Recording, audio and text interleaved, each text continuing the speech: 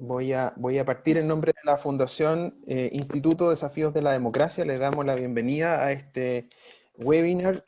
Vamos a estar conversando sobre educación.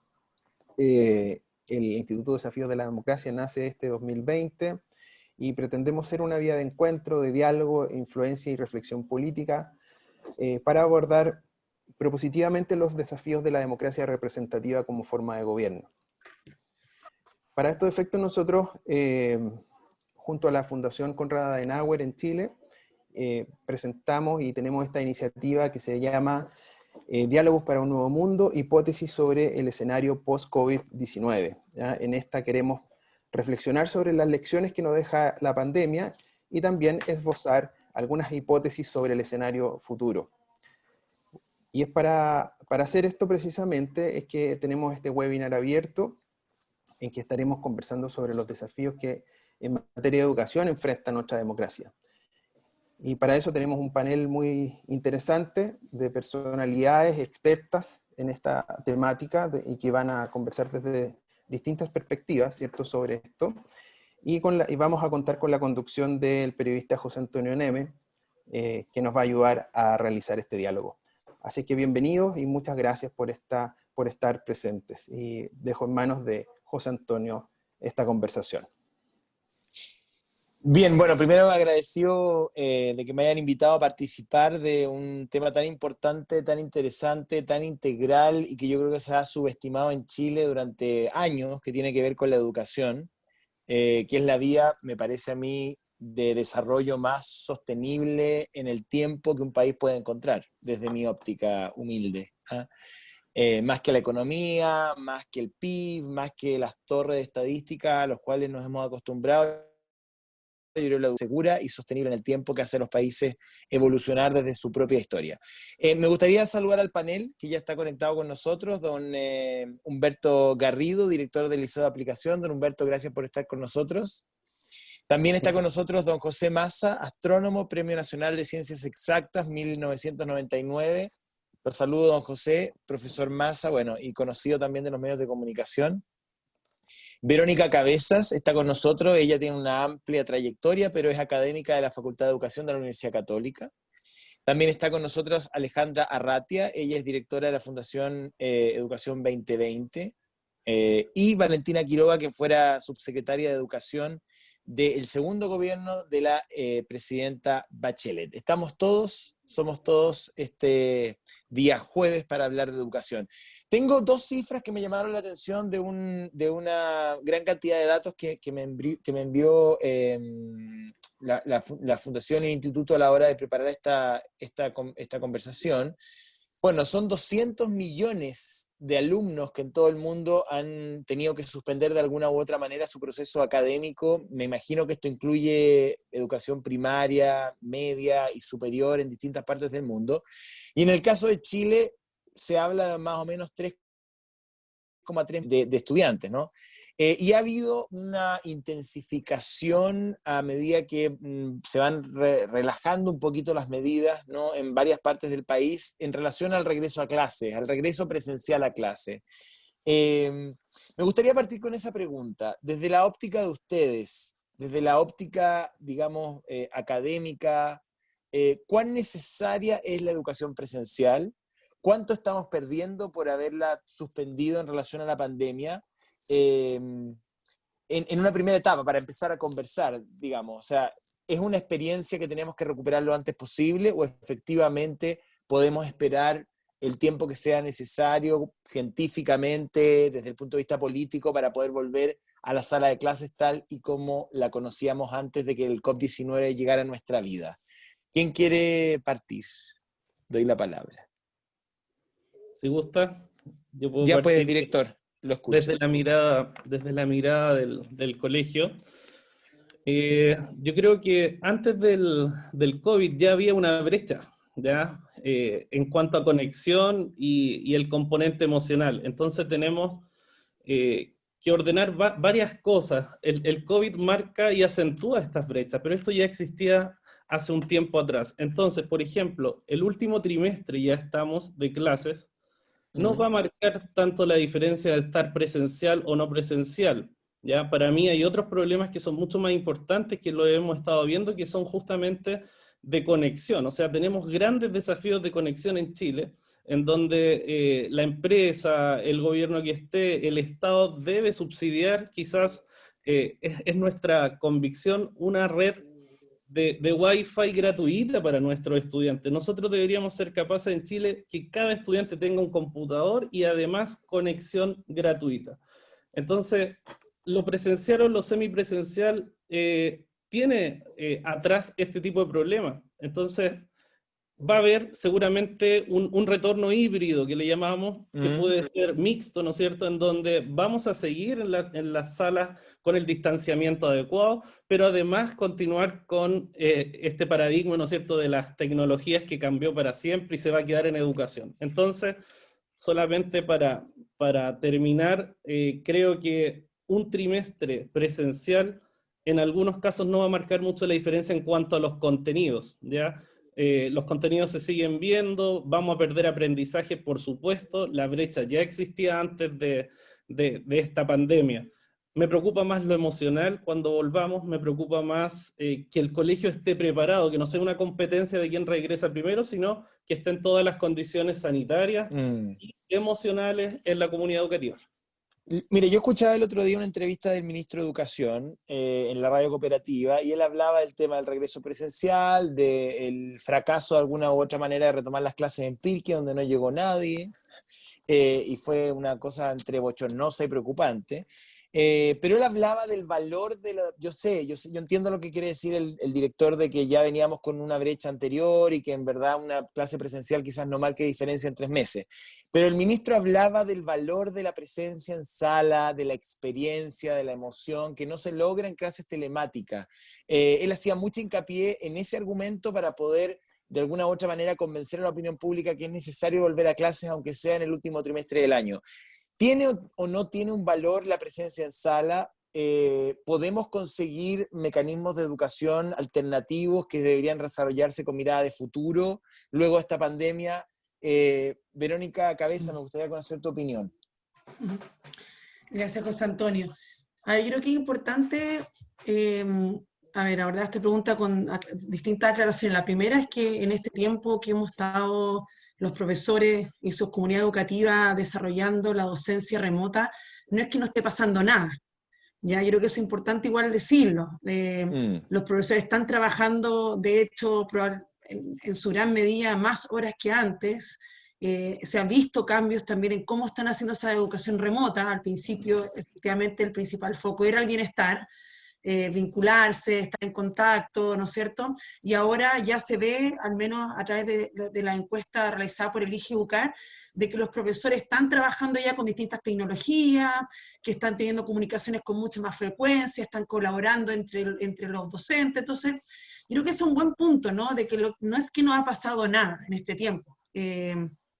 Lo segundo, yo creo que sí, lo que dice el ministro, y bueno, lo que dice en verdad cualquier entendido en educación, y me imagino que también directores como Humberto, es que claramente el ir a clase, ¿no es cierto?, no se trata solamente de la experiencia del aprendizaje académico, ¿no? Tiene que ver con un tema de la convivencia, de la comunidad, de todo lo que tiene que ver relacional y desarrollo de otras habilidades que son igualmente, sino más importantes que las académicas.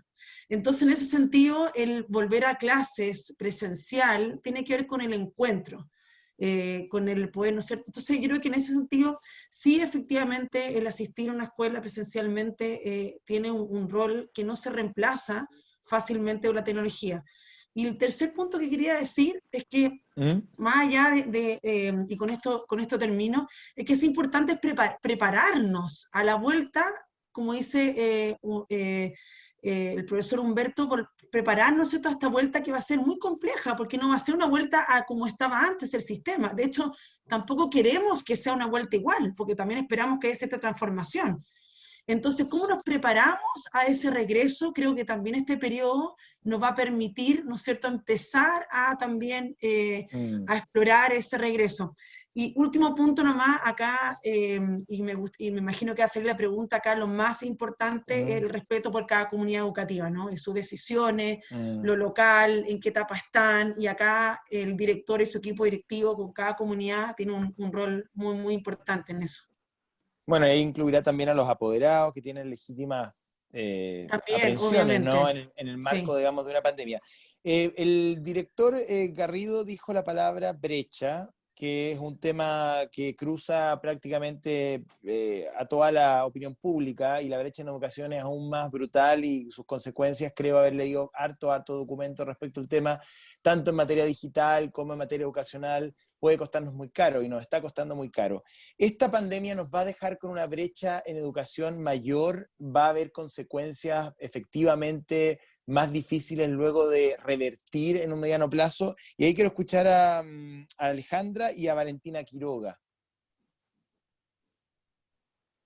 Muchas Alejandra. gracias José Antonio, y bueno, gracias por la invitación y por este panel de conversación. Sin duda nos va a dejar con una brecha. Ahora, quiero decir, respecto a la atención acerca de, o a la pregunta respecto a la importancia de la educación presencial. Eh, em, Creo que ahí hay como que de alguna manera a veces perdemos de vista o se genera un debate un poco forzado en términos de que los que quisieran tener las clases suspendidas como que no valoraran las clases presenciales. Yo creo que hay acuerdo completo respecto entre los distintos actores, lo que plantea un poco Verónica, respecto a que las clases presenciales tienen un valor irreemplazable, la escuela tiene un valor irreemplazable, por el vínculo, por el contacto, por todo lo que se produce al interior de la escuela. Ahora bien, las clases se suspendieron no porque no reconozcamos eso, sino que porque tenemos un escenario que de alguna manera tensiona desde la perspectiva sanitaria. Entonces creo que poner la discusión en ese nivel de alguna manera pierde de vista una conversación que creo que tenemos que tener, que es cómo avanzamos en las condiciones. Y ahí retomo lo de la brecha, porque ciertamente, claramente en Chile tenemos una brecha tremenda, o sea, Chile es de los países del mundo que más donde más la brecha en distintos ámbitos, pero se plasma en educación de una manera muy brutal. Hemos tenido reformas más estructurales, me imagino que Valentina nos puede avanzar más en eso, pero hemos tenido reformas estructurales que han tratado de ir cambiando eso, pero esos no son cambios que se logren en el corto plazo, son cambios que toman tiempo.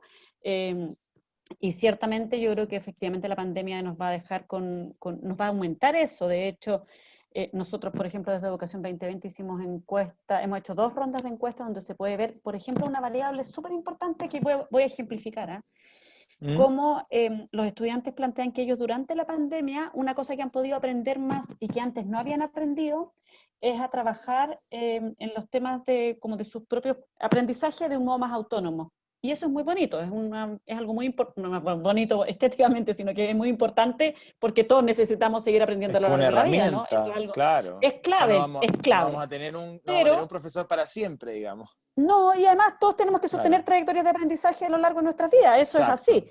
El problema es que eso ha pasado mucho más, 70% versus 49% en los colegios privados y en los colegios públicos.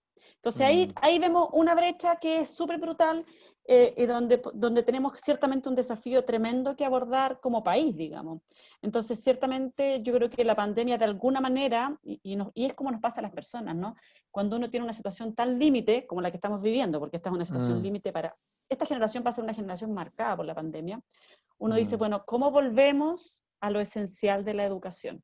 Y yo creo que esta es una oportunidad para eso, en términos de ayudar a reducir las brechas, además, en eso que es lo esencial, digamos.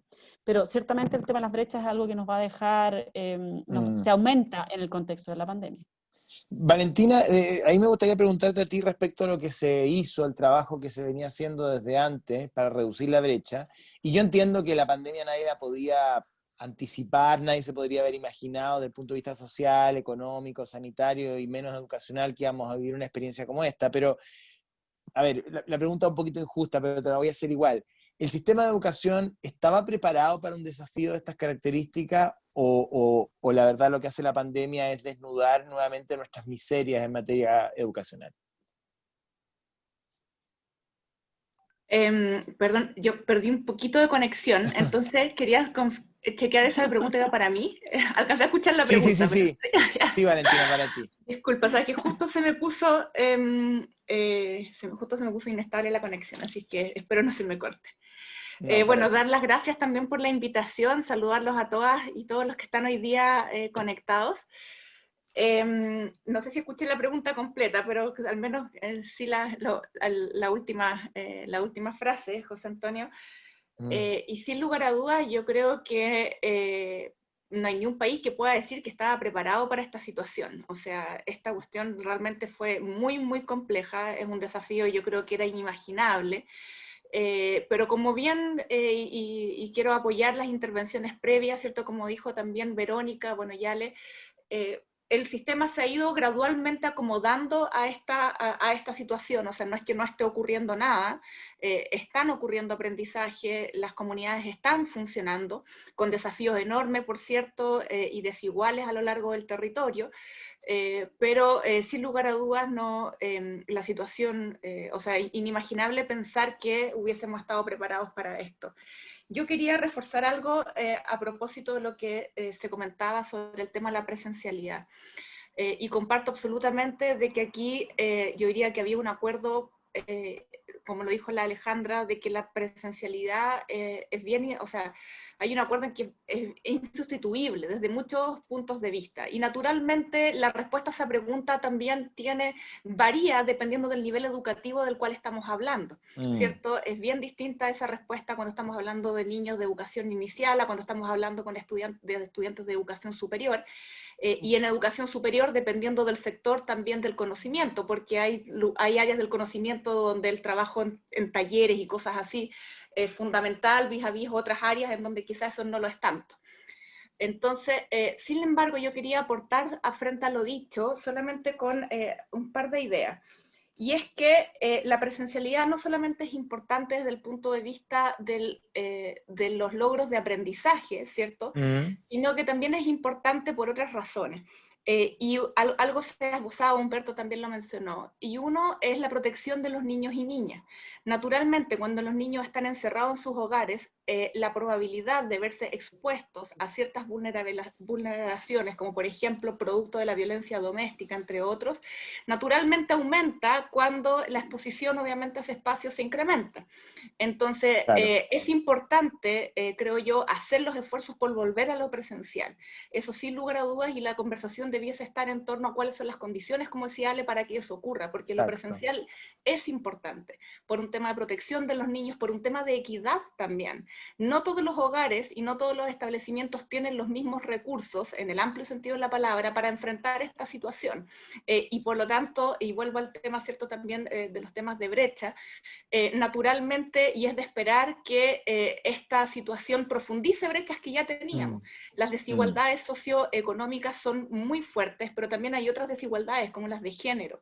Hemos visto, ¿cierto?, los temas asociados al género, cómo esta pandemia ha afectado particularmente a las mujeres, y eso sin lugar a dudas también está repercutiendo particularmente la experiencia de las niñas, ¿cierto?, al interior de sus hogares, que probablemente están apoyando fuertemente también labores domésticas.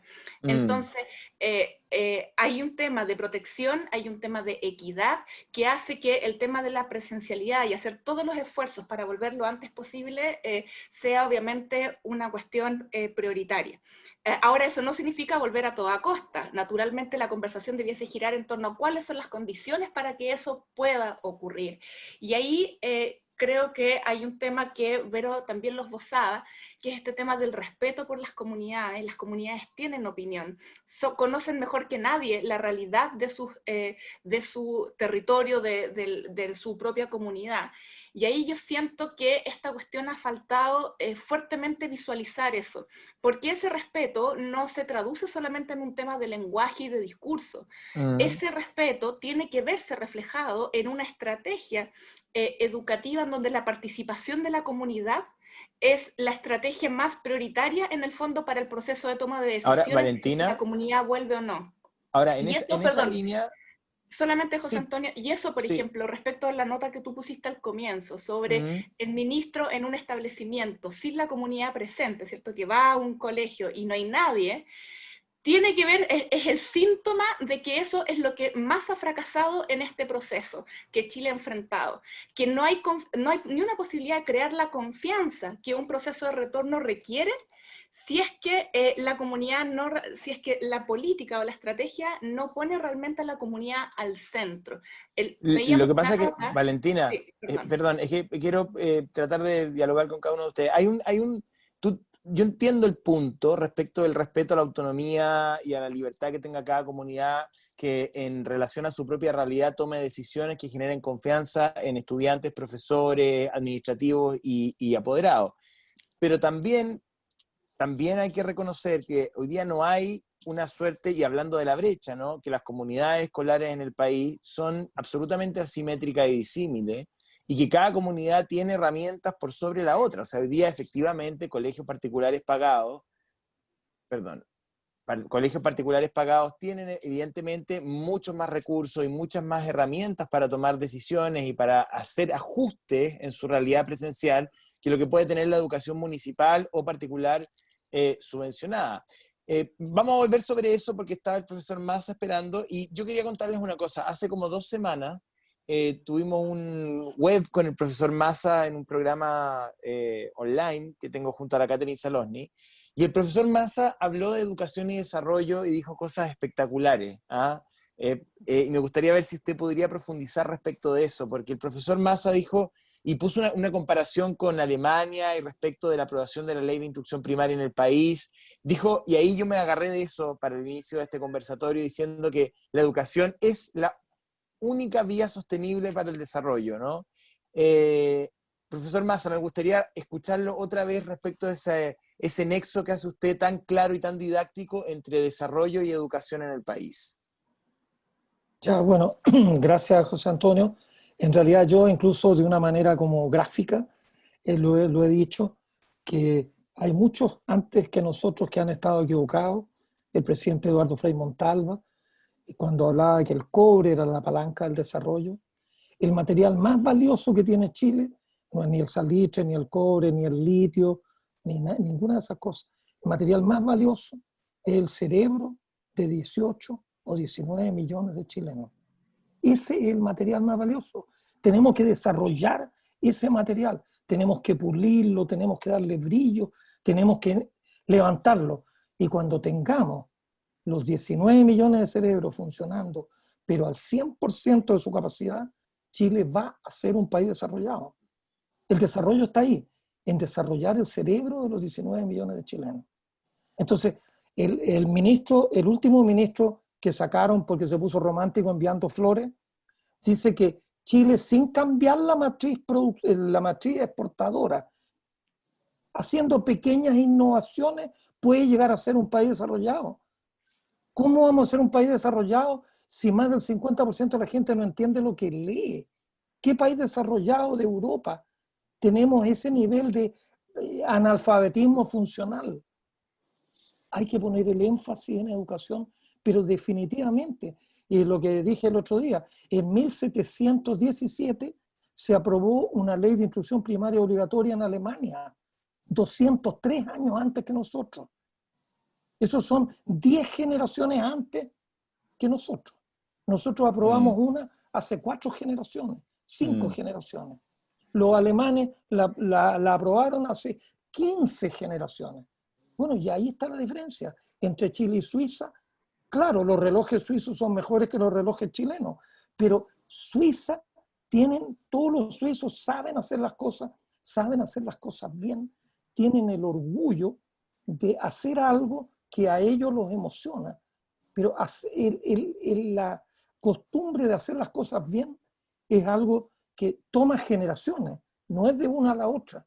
Acá en Chile, donde uno vaya a un restaurante, la mesa cojea y el mozo le pone una tapita de una cerveza para que la mesa deje de cojear. Este es el país del suple, ¿no? De las mesas cojas. Entonces, yo creo que hay que entender eso. Y mira, en esto mismo me da pie para decir algo que obviamente quería decirlo. Yo no puedo entender que en estos momentos, donde la educación y la ciencia y tecnología se ve que está en la esencia de la pandemia, el presupuesto del 2021 viene Se rebajado recorte. en un Claro. 9%. Globalmente Mm. es un 9% menos el presupuesto para ciencia y tecnología.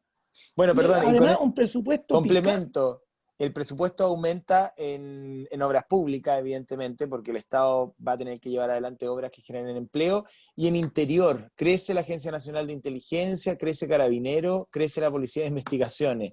Yo se lo pregunté al ministro Briones hace 2 días, porque lo entrevisté en la radio. Bueno, no me dio una explicación muy clara respecto a por qué ocurre, pero yo también siento mucho el recorte a cultura y el recorte a ciencia, sin duda que sí. Claro, es como no entender nada. Yo creo que en una familia, si uno tiene problemas económicos, uno, bueno, no cambia el auto, o si tiene un auto y lo puede vender para hacer caja, vende el auto, pero no saca a los hijos de uno de la universidad. Es decir, educar a la gente es una cuestión fundamental. Por último, uno, si ya en un caso extremo, si uno puede hasta vender la casa y arrendar otra, y con esa plata poder terminar de darle la educación a los hijos, uno lo va a hacer. Si uno como individuo lo hace, ¿cómo no es capaz de hacerlo el colectivo completo de todos los chilenos? Yo encuentro que es una vergüenza. Y bueno, y se dice que no se van a dar becas Chile, que no se van a dar... Bueno, pero y toda la gente, la ciencia es una actividad que queremos. La ciencia es para Chile, no es para los científicos. La ciencia es para que Chile progrese, para que Chile tenga... Es decir, es una vergüenza. En Chile hay 6.000 investigadores. Y en Finlandia, que tiene 3 veces menos población que Chile, hay 60.000. Hay 10 veces más con 1/3 de la población. Ay, profesor Entonces, Massa. bueno, ¿cuántos expertos hay en ciencias del mar? Tenemos 5.000 kilómetros de mar. ¿Cuántos expertos tenemos? Y bueno, podría nombrar muchos. Pero una cosa que también quiero decir, que lo escuché el otro día en televisión española y que me parece, yo discrepo un poco esto de que la comunidad pueda decidir. En España, una cifra que a mí me dejó impactado. En España ahora se están todos portando mal y se están recontagiando. La edad promedio de los que se contagian, 38 años. La edad promedio de los que llegan al hospital, 62 años. Y la edad promedio de los que mueren, 78 años. Es bastante impresionante. Se contagian los jóvenes en su casa contagian al papá o a la mamá. El papá al abuelo. Si tiene un abuelo, el abuelo se va al cementerio, el papá o la mamá al hospital, y el joven no le pasa prácticamente nada. Bueno, no es que estos son estadísticas, hay jóvenes que también lo han pasado muy feo o incluso también han partido al cementerio. Pero cuando uno abre un colegio, uno pone en contacto toda la familia que tienen niños en ese colegio. Uno no está poniendo en contacto un niño con otro niño. Uno está poniendo en contacto a la familia de este niño con la familia del otro. Entonces es muy peligroso y es un tema de salud pública. No, estamos aburridos con los cabros en la casa, que se vayan a la escuela. Por otro lado, también una cuestión que yo lo quiero decir, bueno, yo estuve interno en el Barros Arana hace tiempos hace 55 o 60 años, hace 60 años. Pero yo aprendí tanto de mis profesores presenciales como de mis compañeros. Oye, ¿cómo se hace esto? Oye, ¿hiciste este problema? Entonces, la interacción personal es irreemplazable. Yo creo que estamos aprendiendo herramientas nuevas. Esto de buscar cuestiones en internet, de tener clases en línea, etcétera, es fantástico. Esto está aquí para quedarse. Pero la parte presencial es fundamental. En la universidad lo mismo. Uno iba a la universidad y de repente no llegaba a una clase y se encontraba con un compañero en el casino. Oye, ¿qué es lo que pasaron en clase? A ver, préstame tu apunte. Es decir, la interacción, afortunadamente no somos máquinas. No podemos estar conectados por internet solamente. Entonces hay que volver, pero hay que volver en condiciones sanitarias que den el 100% de garantía. Y no es problema del ministro de Educación el decidir si se pueden o no abrir los colegios. Yo creo que el que debería decidir eso es el Ministerio de Salud, el ministro de Salud y toda la comunidad que está manejando la pandemia. Sí, bueno, ahí ha habido, digamos, comunicacionalmente unas torpezas bien grandes desde la era Mañalich en adelante. Todavía no se logran poner bien de acuerdo en relación a eso. Pero me gustaría, porque el profesor dejó acá como una suerte de contradicción estructural, porque por una parte está la autonomía de las comunidades para tomar decisiones y para adaptar la experiencia educativa con todas las precauciones que hay que tomar a esta nueva realidad. Y por otra, lo que dice el profesor, ¿no? Digamos, la simetría que debe existir, porque uno no puede partir de la base de que todas las comunidades educativas tienen los mismos recursos, los mismos elementos. Evidentemente, yo, por sentido común, tiendo a pensar que hay comunidades educativas en Chile con una brecha como la que tenemos, que tienen muchas más herramientas y tienen muchas más redes para poder adaptar, flexibilizar sus currículums, sus protocolos, en fin, tienen más espacio, desde la cosa más simple como el espacio físico, hasta los recursos tecnológicos, digamos. Entonces, ¿cómo podemos dar independencia, por una parte, que es lo que hablaba Valentina, por ejemplo, Alejandra, Verónica, ¿ya? Pero por otra también hacerse cargo de las diferencias brutales que existen entre las comunidades, donde evidentemente hay algunas que tienen muchas más herramientas producto de esta brecha original para poder adaptarse más rápido a la pandemia. Abro ahí hago la misma pregunta a todos. Parto con el director Garrido. Súper. Yo creo que esta autonomía no es unidad educativa tras unidad educativa. Aquí hay un tema que, por ejemplo, los colegios públicos pertenecemos a un sostenedor que es la municipalidad, hay mucha educación pública, ¿no es cierto?, en Chile. Entonces, lo que se está haciendo en Santiago, por ejemplo, es conversando con los distintos, con las distintas unidades, con los distintos estamentos de una comunidad educativa. No es que el equipo directivo decida, acá están sentados en la mesa el colegio de profesores, los gremios de los asistentes de la educación, los centros de padres, los centros de estudiantes. Entonces, por ejemplo, en Santiago no sería una decisión de que entre primero el liceo de aplicación y después otro, sino que va a ser una situación cuando la comuna esté preparada, cuando las comunidades ya lo hayan conversado, llegamos como en la tercera mesa de conversación, y creo que desde ahí va la autonomía. La autonomía va en que, aunque el ministro de Salud pueda llegar a decir en algún momento, bueno, entremos todos, no. Esto va a depender de cada comuna y de cada comunidad y de cómo estamos nosotros conversando para el retorno y preparándonos para el retorno. ¿Ya? Alejandra, Verónica, no sé, Valentina. Ahora, dentro de una misma comuna uno puede tener dos realidades distintas. Les pongo el caso de la comuna de Lo Barnechea, donde hay colegios que tienen gran cantidad de herramientas disponibles, de espacio disponible, no sé, el Nido de Águila, el Santiago College y otros más, de la línea particular privada, y donde también hay educación pública o municipalizada. Entonces, uno dice, bueno, se decide en relación a una unidad territorial, pero en esa unidad territorial también hay brecha. Entonces se nos produce esa contradicción, ¿no?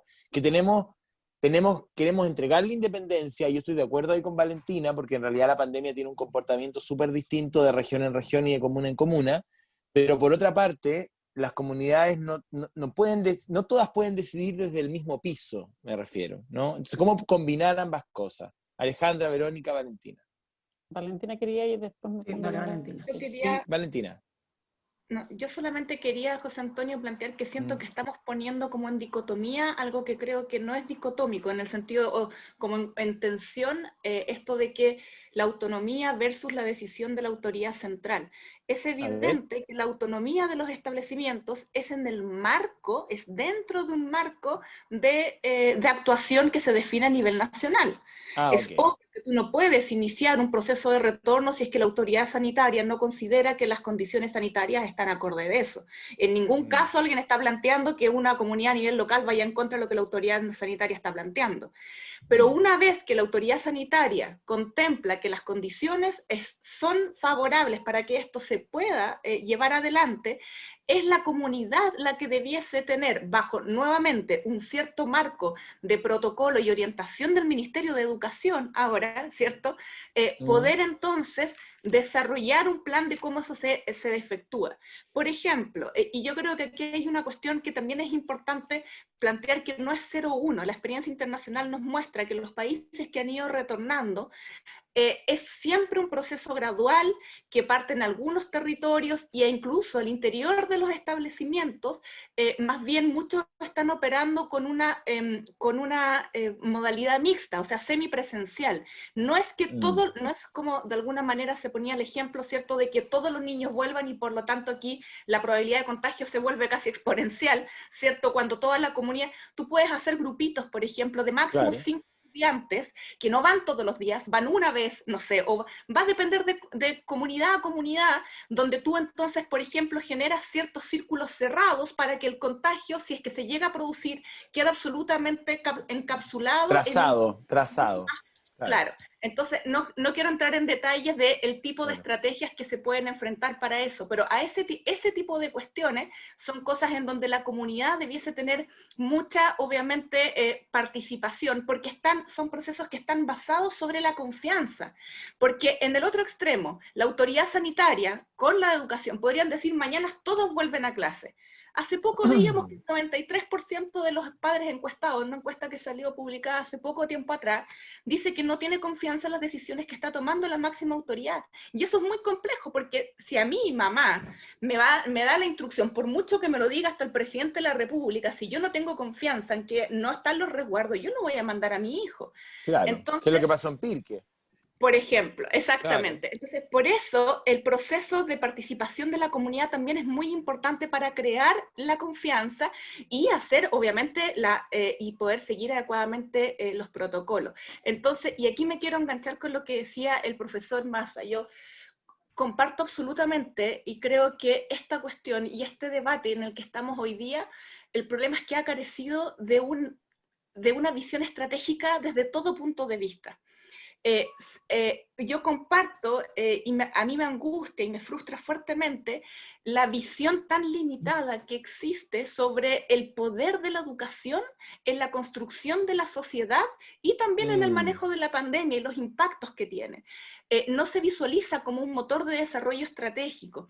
Y es por eso también, y comparto la frustración de que la reducción de recursos en ciencia y tecnología, ahí hay muchos fondos que no es solamente investigación teórica, por así decirlo, también son los recursos de investigación aplicada, de apoyo a la transferencia tecnológica para el apoyo, ¿cierto?, a las pymes, en fin, y otro tipo de industria.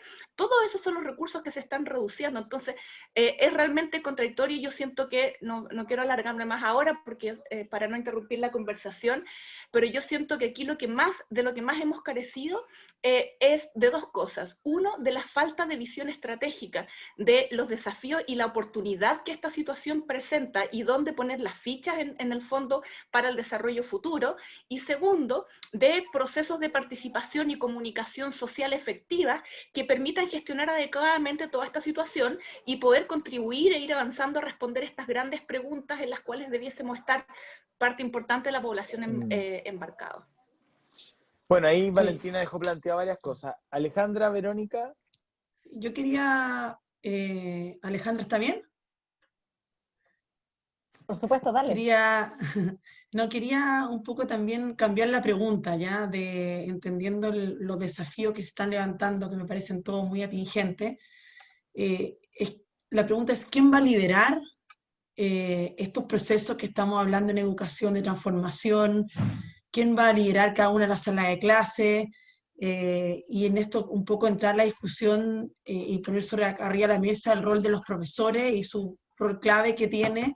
Y en eso que quería un poco, esta pandemia un poco lo que ha revelado una vez más, el rol clave que tiene el docente, no solamente en articular procesos de enseñanza-aprendizaje, sino en este caso en desarrollar todas estas habilidades socioemocionales, habilidades del siglo XXI. Entonces, dos cosas. Uno, de que yo creo que la pandemia lo que aceleró un proceso que ya se venía en nuestro país, en otros países ya van mucho más avanzados, que se requiere, ¿no es cierto?, una nueva pedagogía, se podría decir, o una nueva forma, ¿no es cierto?, de realizar los procesos de enseñanza-aprendizaje. ¿A qué me refiero? Un rol del docente como facilitador, más bien como mediador, una educación más bien interdisciplinaria, basada en proyectos, etcétera. ¿Ya? Yo creo que esta pandemia autoaprendizaje, claro, mayor colaboración dentro de un aula, aprender de ¿no es cierto?, entre ellos, más que no solamente, ¿no es cierto?, en forma expositiva, y así.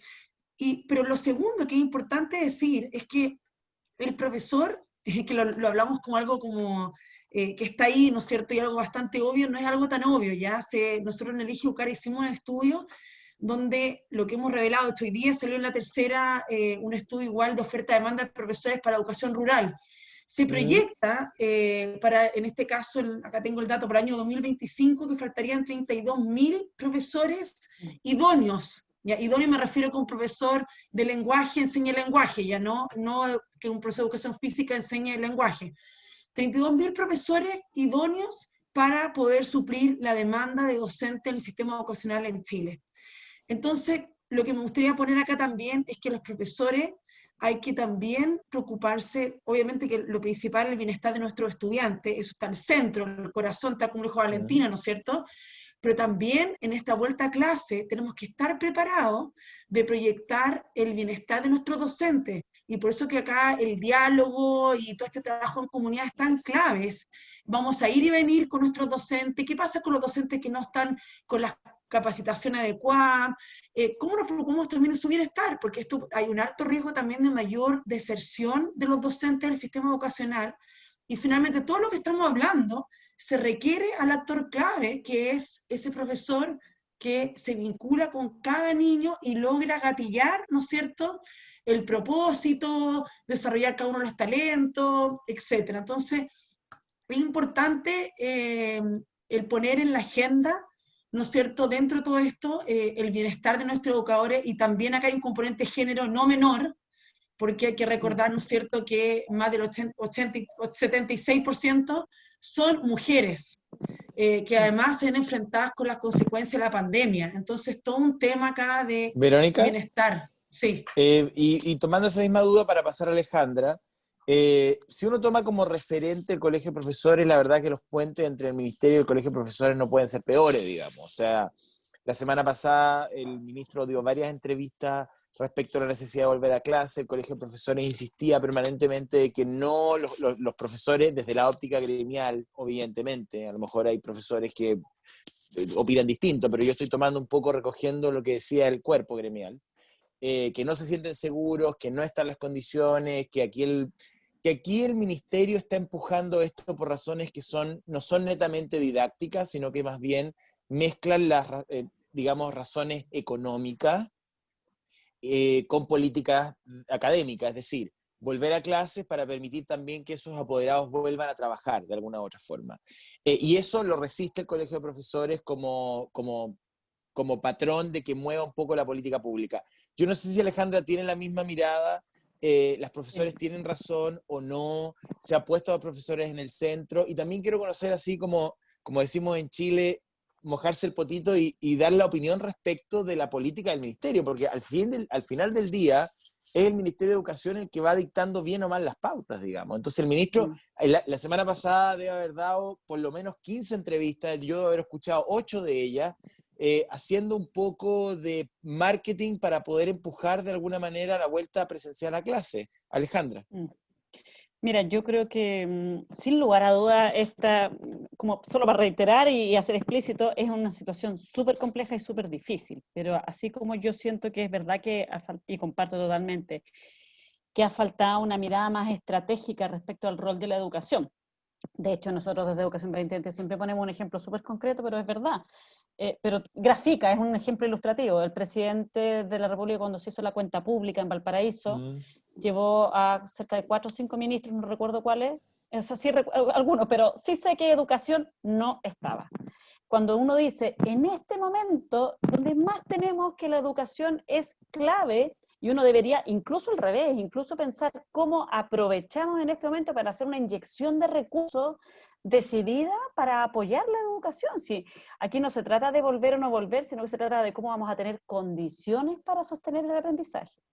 Entonces yo creo que ha faltado sin duda una mirada más estratégica, pero yo creo que también ha faltado una postura más dialogante. Nosotros hemos planteado desde Educación 2020, y no solo nosotros, sino que también con Acción Colectiva por la Educación, que es una agrupación de alrededor de somos más de 20 organizaciones ya de la sociedad civil que trabajamos en educación, y los organismos internacionales también lo han planteado, la necesidad de tener una mesa una mesa que fuera como educación COVID, da lo mismo el nombre, ¿no? Pero una mesa donde uno tenga a todos los actores, porque yo comparto totalmente lo que plantea, creo que Valentina lo planteaba, respecto al tema de las confianzas. Es fundamental tener confianza.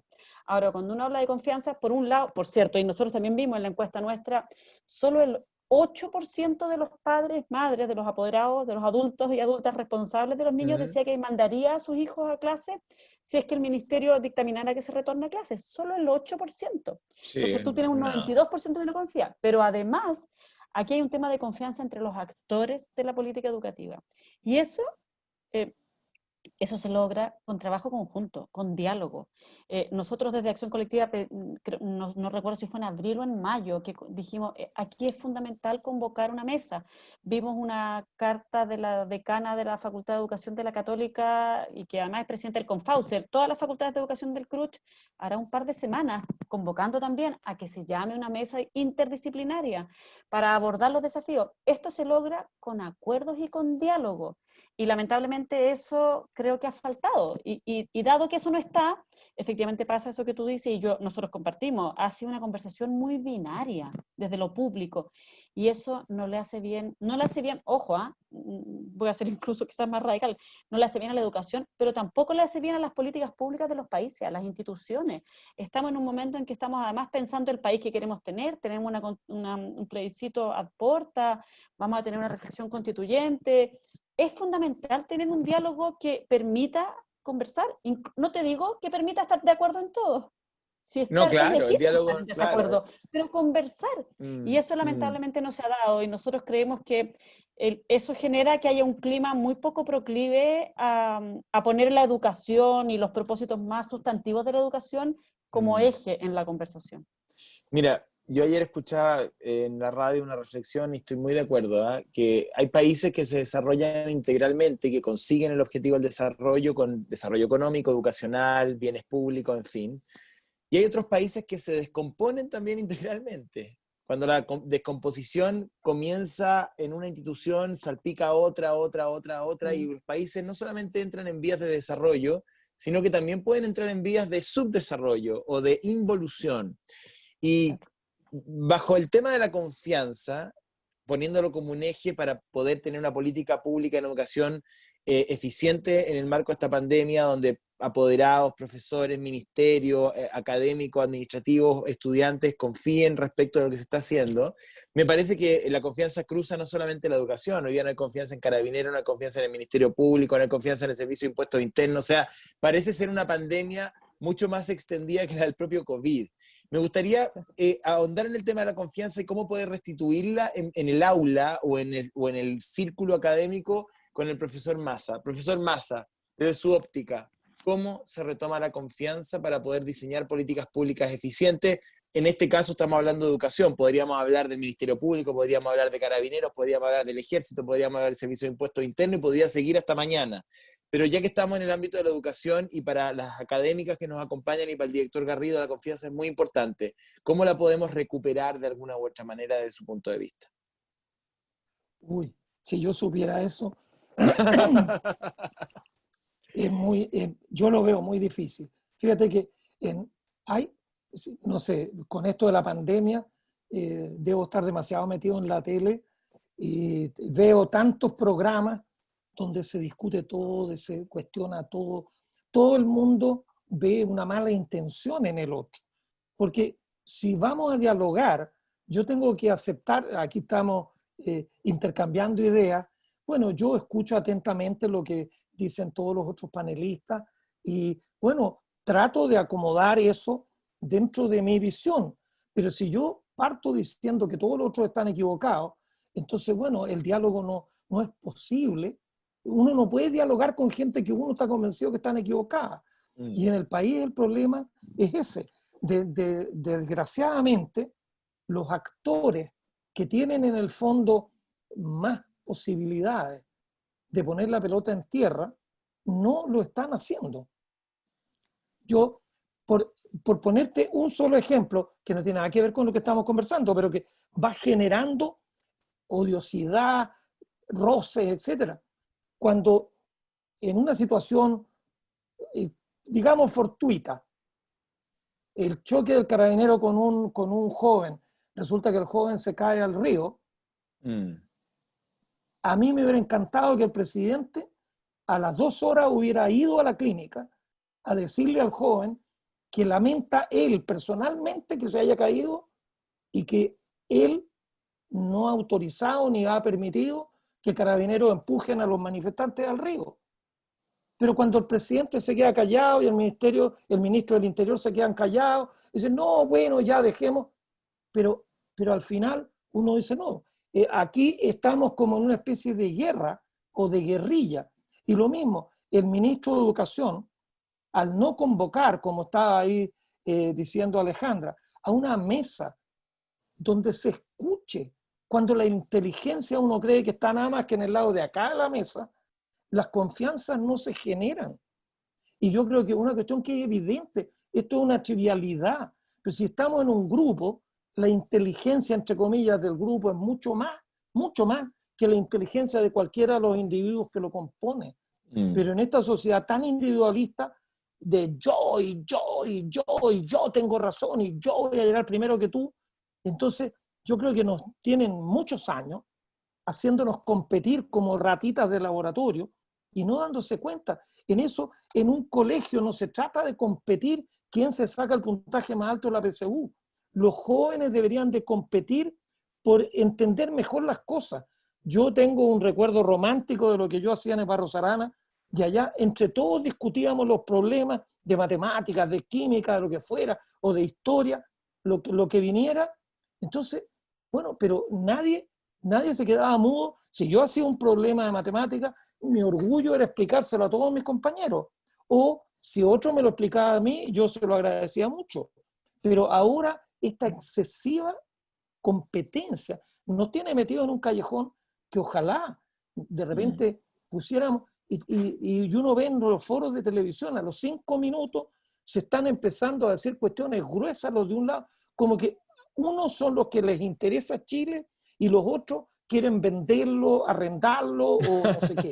No, sí, yo creo que a todos nos interesa Chile.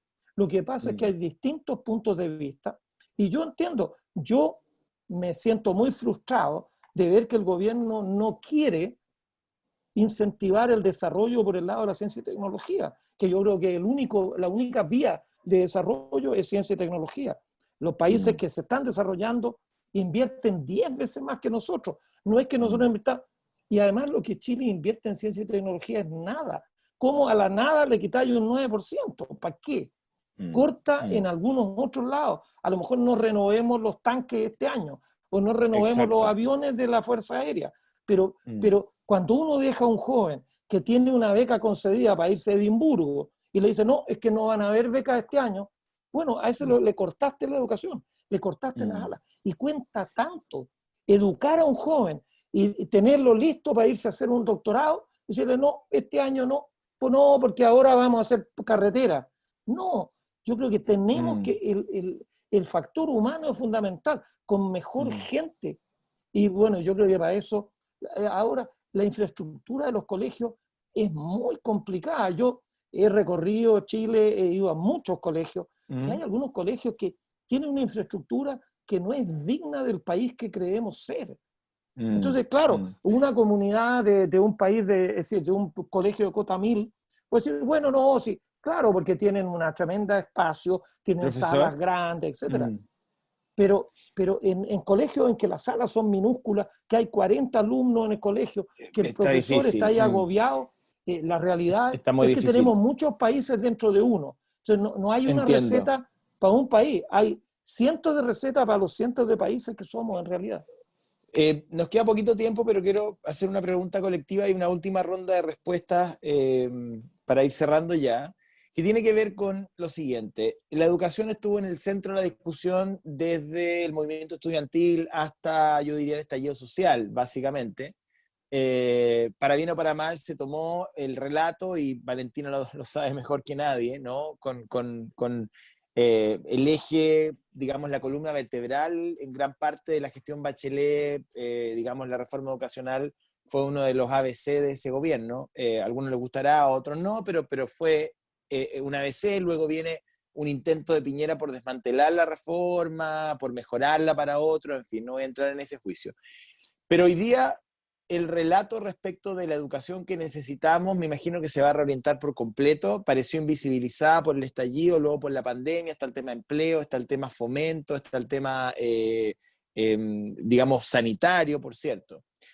¿Qué es lo que debería hacer Chile para retomar la discusión en materia de educación que quedó en la mitad o en pleno proceso, desde el punto de vista de ustedes? Si ustedes estuvieran allí, si Valentina volvieras al gobierno o si alguna de ustedes tuviera la posibilidad de influir de alguna u otra manera en la política pública de educación hoy día, con estallido social, con pandemia, con discusión constitucional, desde el punto de vista de cada uno de ustedes y de su experiencia, ¿qué es lo que Chile debe hacer o cómo el gobierno, el que venga, debe retomar la discusión en materia de educación y qué no puede quedar fuera? Director Garrido, después voy con Alejandra, con Verónica, con Valentina y con el profesor Massa. Desde la humildad como opinión solamente, yo creo que, y retomando un poco lo que decía el profesor, esta polarización que existe en nuestro país no ayuda a llegar a un consenso, no ayuda a estas mesas de diálogo. Creo que tenemos muchos expertos, ¿no es cierto?, dentro de cuatro paredes, haciendo encuestas que son muy buenas, los investigadores, ¿no es cierto?, y proponiendo ideas, pero falta la comunicación real con los protagonistas, con los que estamos en el barro, con los profesores, con los estudiantes, con las comunidades. Somos nosotros, ¿no es cierto?, los pseudo expertos en ese sentido, que podemos conversar, podemos dialogar y llegar a buenas instancias, porque hay una política pública. Y en realidad no sé que en Bajos de Mena justamente hay un problema de violencia extremo en algunos sectores, o en un colegio que yo dirigí en Puente Alto, en donde la droga se vende al lado. Entonces, ¿cómo conversan los ministerios? Porque también necesitamos seguridad pública alrededor, interacción entre todos los actores. Y acá yo creo que lo que podríamos, y lo final que podría decir, es que desde el rol de cada uno tenemos una misión. Si no viene de la política pública, si no viene desde el cielo, ¿no es cierto? Hagámoslo igual. Claro, desde el rol de cada uno, desde el profesor que resignificó su carrera, de que dijo, bueno, lo más importante ahora es el vínculo, y hace un llamado a teléfono que antes no hacía, y tiene conexión por Zoom y se atrevió a mirar la cámara. Ese desde el rol puedo, al revés, afectar a las políticas públicas, llamar la atención, desde el rol de los directivos, entregar y generar las instancias para toda la comunidad que pueda sobresalir y se puedan crear proyectos para la mejora educativa, desde el rol de la persona que está en el banco, de que está opinando, ¿no es cierto?, que todo es malo. Necesitamos fe, necesitamos esperanza nuevamente, y eso depende de cada uno, no solamente desde arriba. Verónica estaba levantando la mano hace rato. No, yo, se conecta en realidad con tu pregunta, iba a complementar lo que está dando el profesor Massa, pero creo que hay dos focos que son muy relevantes. Lo primero es cómo fortalecemos cada escuela, cada establecimiento educativo para que realmente se transforme en una comunidad de aprendizaje profesional. ¿A qué me refiero con esto? Esta comunidad de aprendizaje. Me refiero a elementos muy claves como, por ejemplo, la colaboración, una práctica de los profesores mucho menos individualista y más desprivatizada. Me refiero también a algo muy relevante, es que tenga una comunidad que tenga propósito, que tenga metas claras, y obviamente también tiene que ver, ¿no es cierto?, con que haya un diálogo reflexivo en la comunidad. ¿Sí? Esos son en general, y de hecho hay distintos como niveles que una escuela puede estar, y lo más importante es que avancemos a que cada establecimiento educativo tenga un nivel avanzado en estas dimensiones, es decir, que tenga propósito, tenga metas claras, que colaboren entre ellos con una estructura que los facilite, que haya un liderazgo distribuido, ¿ya? Y para eso necesitamos potenciar a los equipos directivos y el liderazgo de cada profesor. Eso es el primer elemento muy importante que se requiere para mí como una apuesta clara. Y la segunda, que lo mencioné anteriormente, es quién va a liderar estos procesos, y en el fondo enfocándonos en las personas y particularmente en nuestros docentes, y hay un tremendo desafío de atracción, de retención de nuestros profesores, educadoras de párvulos, profesores de básica, de media, porque ahí es donde necesitamos poner todas nuestras fichas, ¿no es cierto? Hay una generación nueva, la generación Z, que ya no solamente se ve atraída por una profesión, ¿no es cierto? Obviamente que las condiciones como higiénicas son necesarias, un salario adecuado, horas no lectivas adecuadas para poder planificar, etcétera.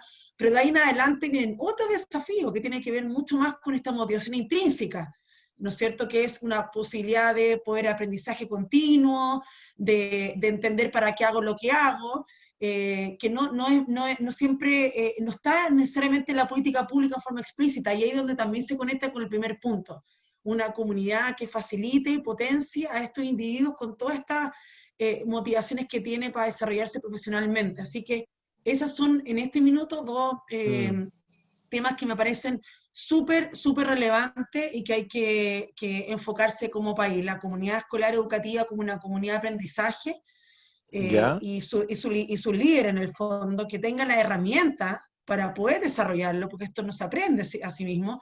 Y lo segundo es los docentes, atracción, retención, formación continua, especialmente en estos tiempos de pandemia y futuro, que los desafía, porque hay que ir, ¿no es cierto?, evolucionando el profesor día a día en las nuevas habilidades que requieren desarrollar en sus estudiantes. Eso. Alejandra Ratia, gracias Verónica. Perdón, ya. Mira, yo creo que diría dos fundamentalmente. Lo primero es que, y yo soy optimista desde una perspectiva en términos de que yo creo que la reflexión constitucional nos hace pensar el país que queremos ser. Y la educación, de alguna manera, tributa, no sé si es el mejor concepto, pero la educación busca ayudar a ese país que queremos ser. Esa es una conversación que en Chile no hemos tenido, porque bueno, hemos tenido una reflexión, una definición más como constitucional que se dio en contexto de dictadura, digamos, y las definiciones como más estructurales del sistema educacional también se habían dado en ese contexto. Pero es clave, y yo creo que ahí hay una oportunidad, yo veo una oportunidad, porque en el fondo cuando pensemos, ok, ¿qué tipo de país queremos ser? Ok, pues, y a eso, ¿qué tipo de educación debemos en el fondo favorecer, fortalecer, enfocar? Y yo creo que ahí hay una oportunidad estratégica muy importante. Yo creo que la reflexión constitucional tiene que estar de la mano de la reflexión de la educación que queremos, ¿no? Y ahí aprovecho para pasar un aviso. Tenemos que hablar de educación, que es un espacio en el fondo en el cual desde las universidades, tanto Católica como Chile, pero nosotros desde Acción Colectiva también, desde donde estamos coordinando en Educación 2020, genera un espacio súper potente para que las propias comunidades puedan conversar respecto a la educación que quieren. Eso es por un lado, entonces, educación al servicio del país que queremos ser, como primer punto. Pero segundo, hay tres principios que la OECD dio en su informe de política educativa del 2018, pero se entregó a final del 2017. Y yo creo que ahí hay tres lineamientos súper claros y que yo pienso que son súper estratégicos. El primero es que tenemos que hablar más de aprendizaje. ¿Qué entendemos por aprendizaje? ¿Qué es lo que entendemos como lo relevante que se debe aprender en términos como más sustantivos? Esa conversación ha estado poco presente en el debate público y yo creo que es importante porque detrás de eso va la estrategia. El segundo, para no ocupar más, el segundo es la necesidad de fortalecer capacidades a todos los niveles, y ahí totalmente de acuerdo con lo que plantea Verónica, captar y sostener a las mejores profesionales para la docencia, eso es clave, pero profesores, equipos directivos, líderes intermedios. Y en tercer lugar, la coherencia sistémica, o sea, que en el fondo que todas las definiciones de la política educativa hagan sentido. Y ahí hay una reflexión que hacer también respecto al sistema de aseguramiento de la calidad, sus límites. Yo creo que esos son tres principios súper importantes que debemos abordar, pero tienen que estar al servicio del país que queremos ser. Exacto, que probablemente va a salir desde la eventual constituyente o si es que gana la convención constitucional, o la mixta, o bueno, la discusión que gane. Valentina y el profesor Massa, ya palabras al cierre. Oye, bueno, yo quería aportar un poco en la misma dirección de algo que mencionaba la Ale, y yo creo que es un momento donde tenemos oportunidades históricas, por así decirlo, de poder apoyar a la consulta que tú nos haces, José Antonio. El primero, obviamente, es el proceso constituyente, en donde uno, de alguna manera, si bien quizás la definición no queda totalmente agotada ahí, debiese más o menos plasmarse el tipo de sociedad que queremos construir. Y ahí se van a establecer probablemente principios orientadores, ya sea de manera explícita o no explícita, y yo creo que esa es una oportunidad única, porque si se establece, por ejemplo, que es un principio que vamos a buscar la cohesión social y vamos a tratar de derribar el tema de la competencia, la desconfianza, me explico, el individualismo, eso es fundamental, establecer la cohesión social, establecer que la participación de la ciudadanía es un eje estructurante de la organización de la sociedad, también son elementos importantes, y bueno, y el listado puede ser mayor, ¿cierto? El tema de romper las brechas de género, en fin. Entonces, eso es una oportunidad única en donde como sociedad podemos plasmar esos principios, qué sociedad queremos, y evidentemente educación tiene que hacerse cargo como uno de los sectores estratégicos responsables de lograr que esa visión se materialice. Y desde el sector educativo también hay oportunidades que son importantes. Una es, sin lugar a dudas, que a partir de la reforma educacional que empujamos, se hicieron muchas cosas, pero no fue un debate agotado. La reforma educacional abrió muchas posibilidades que hoy día hay que seguir construyendo. La construcción de nueva educación pública, por ejemplo, en esencia y el espíritu y cómo se debatió, decía que, y dice, que la educación pública tiene que ser esa bisagra entre la construcción de esa visión nacional del país que queremos ser y la necesidad del territorio. Y eso a partir de un proceso de participación activa muy fuerte en la comunidad, donde por primera vez la comunidad tiene poder de decisión, no solamente poder de opinión, sino que un poder de decisión respecto de un marco nacional que se establece. Creamos una visión, y hoy día tenemos una cosa que antes no existía, una estrategia nacional de educación pública. Por lo tanto, cuando tengamos el debate constitucional, educación va a tener que remirar ¿cuál es entonces la Estrategia Nacional de Educación Pública? ¿Cuál es el currículum nacional que busca responder a la pregunta de cuál es la persona que queremos formar? Entonces, hay muchas oportunidades en el fondo para que podamos ir plasmando esa visión. Eso no significa que una vez que quede plasmado, obviamente, el dicho al hecho, hay mucho trecho, porque después eso significa, obviamente, todo el proceso de implementación.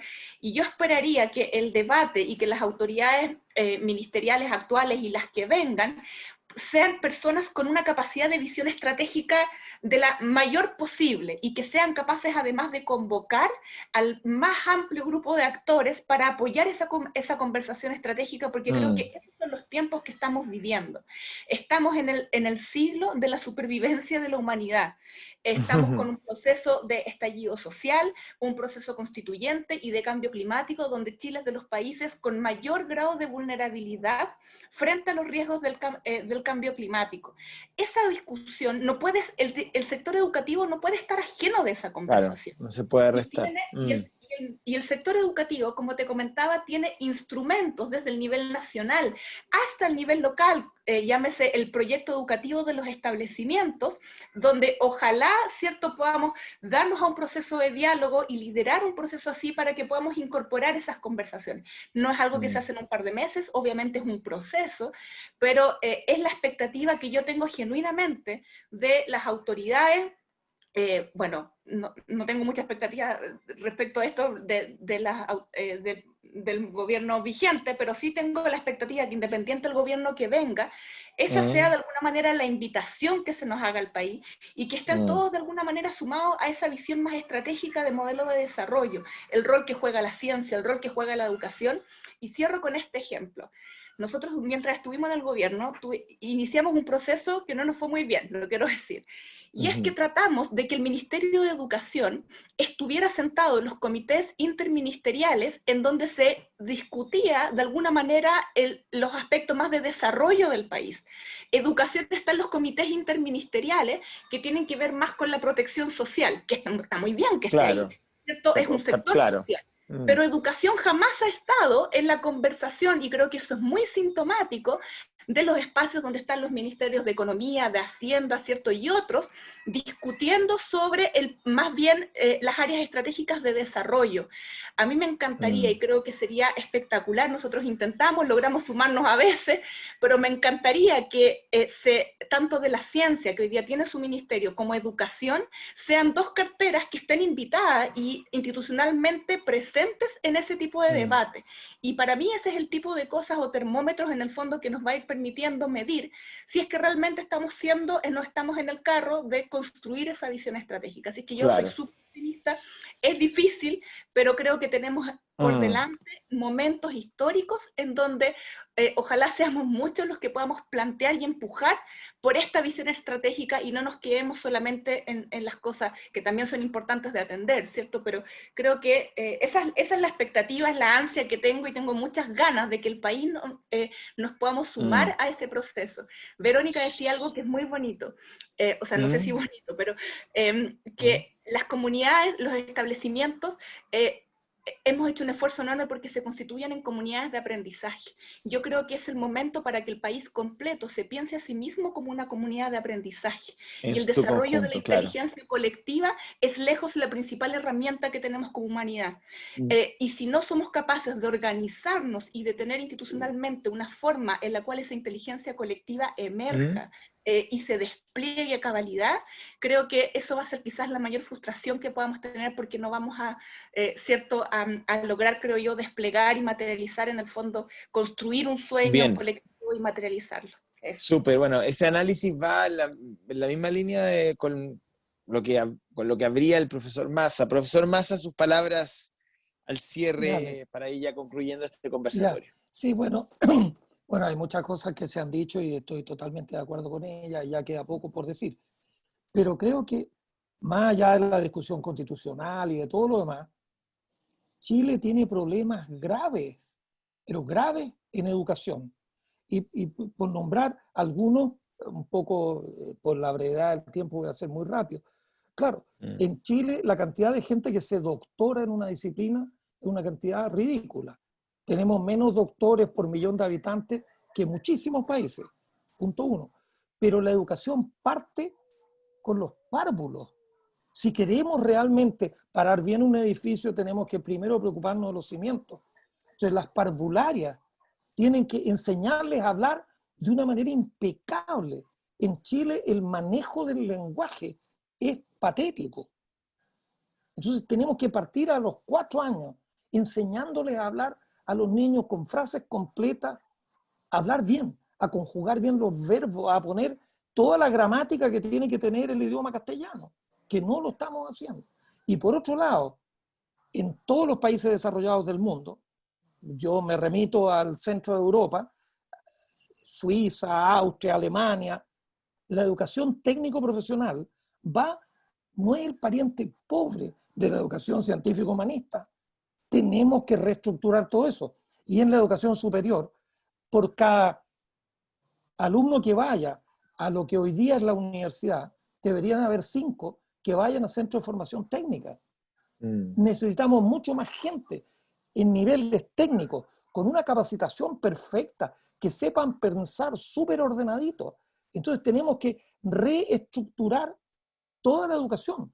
En Alemania, en Suiza, en otros países, bueno, yo viví en Canadá y también ahí lo vi, un alumno a los 14 años puede irse por la parte técnica, pero después hay maneras de volver a la universidad si es que quiere ir. Pero un alumno puede ser técnico eléctrico y ser un técnico de gran calidad y después puede capacitarse un poco más y después puede hacer ingeniería. Pero la ingeniería eléctrica debería ser en una buena medida el resultado de gente que parte de la base, haciendo cosas y de ahí va para arriba. Y lo otro, que también es fundamental, tenemos que estructurar la cosa de modo que los profesores, ellos estén encantados y sigan enamorados de la materia que es propia de ellos. Y que ese amor y esa pasión, si el profesor de música delira cuando escucha un Stradivarius, entonces los alumnos van a escucharlo. Pero si el profesor escucha con lata el Stradivarius, entonces estamos fritos. Profesores motivados. Y esto de educación continua, los profesores todos los años deberían de tener una recapacitación. En ciencias todos los años están saliendo cosas nuevas. Un profesor que estudió hace 20 o 30 años, hoy día está enseñando cuestiones bastante pasadas de moda. Así que con esos elementos, pues yo creo que, bueno, y también el último, ya con esto no hablo más, yo creo que una cuestión muy interesante de lo que está pasando ahora es que si hay un profesor de física que es extraordinario y que vive en Chuchunco, ese profesor puede hacer una clase virtual, como lo estamos haciendo nosotros, y un alumno en Chiloé puede escuchar una linda clase de un profesor que está en Chuchunco. El profesor de Chiloé a lo mejor no sabe tanto como el de Chuchunco en la disciplina. Entonces, hacer una mixtura entre lo presencial, que es fundamental, pero también incorporar ahora esto nos ha acercado. Ya no es invitar al profesor que está en el pueblo del lado. Un profesor puede estar en Arica haciéndole clase a los niños de Chiloé. Los profesores que estén en Calama, si saben más de minería, les pueden hablar de minería a los chiquillos que estén en Punta Arenas. Entonces, deberíamos de tener una cosa muy fuerte presencial, pero también incorporar estas cosas que nos da la red. Bien, pues agradezco entonces a Humberto Garrido, al director de esa aplicación, a José Massa, astrónomo y profesor también, Verónica Cabezas, académica de la Facultad de Educación UC, Alejandra Ratia, de la de Educación 2020, y Valentina Quiroga, quien fuera subsecretaria del gobierno de Bachelet en su segunda administración. Gracias, muy interesante la conversación, que estén muy bien, que tengan buen fin de semana largo. Chao. Muchas gracias a ustedes. Gracias a ustedes, que les vaya muy bien.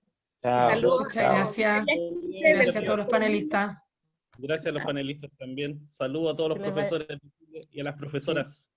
Eso. Bien, chao. Chao, chao. Chao, chao. Chao.